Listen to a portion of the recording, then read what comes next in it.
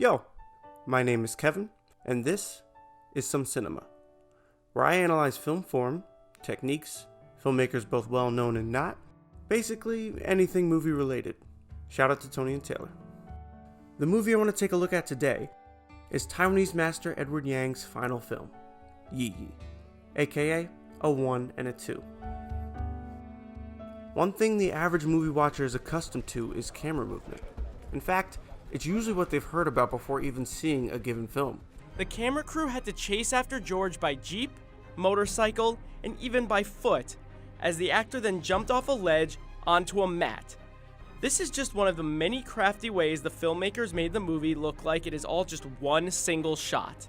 But it's also the thing that Edward Yang refrained from.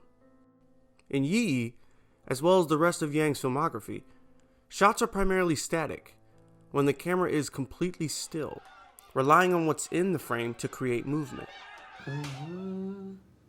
Or not. In a film like last year's 1917, movement of the camera is a constant part of the film's contextual language. Everything has a sense of urgency, of progress. Things pass in front of your eye for a moment and are gone the next, never to be seen again. The movement of the camera becomes so apparent that its fleeting moments of stillness are felt exponentially. But in YiYi, it's the exact opposite. Shots hold, allowing you to absorb the full story of the moment and explore the frame to discover the intricate details that enrich it and give it depth. The buildup of static frames exudes a meditative vibe that allows the audience to get cozy and really live in the world that Yang is showing us. So when the camera does move, you feel it. In this scene, Ting Ting, the daughter of the protagonist's family, the Zhangs, returns home from school. Yang keeps the camera static and the visuals and dialogue specific, forcing us to take note of everything we see and hear.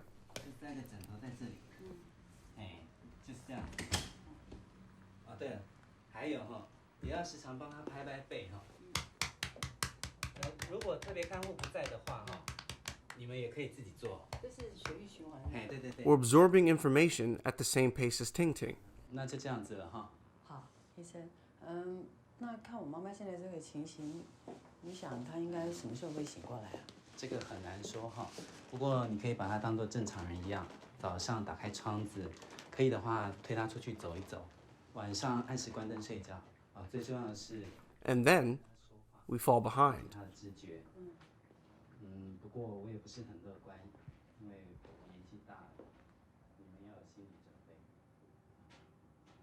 And when she reacts to something important, something we haven't quite yet seen, it's only then that the camera moves, emphasizing the moment.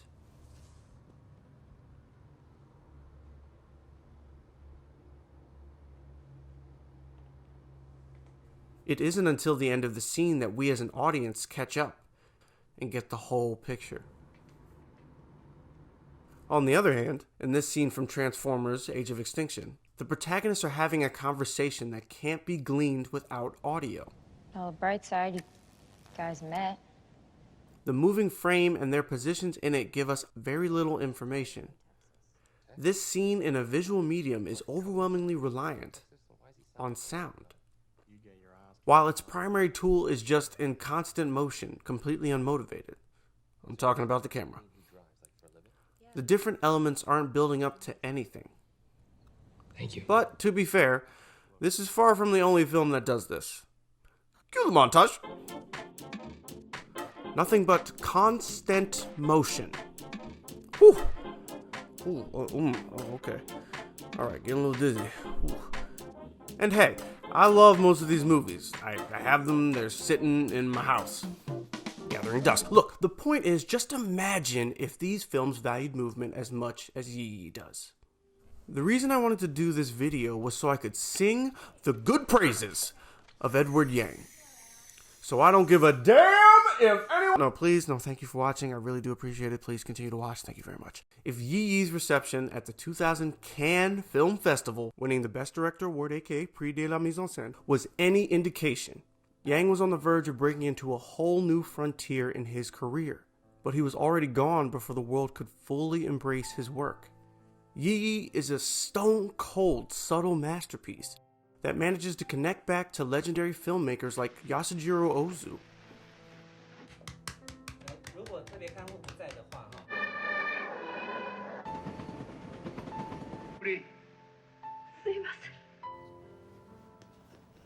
And yet still succeeds in remaining a clear vision of its present, only hinting to how much Yang could have contributed to cinema in the 21st century if he had just had more time. But he's left us with films that can be mined endlessly for lessons on how to further the medium through small, understated touches. He proved that static shots can make the tiniest moments feel big and important. You don't need huge, sweeping movements that bring the camera around the world and back to emphasize a moment or make a viewer feel. Because when the camera's still, the subtlest movements mean the world.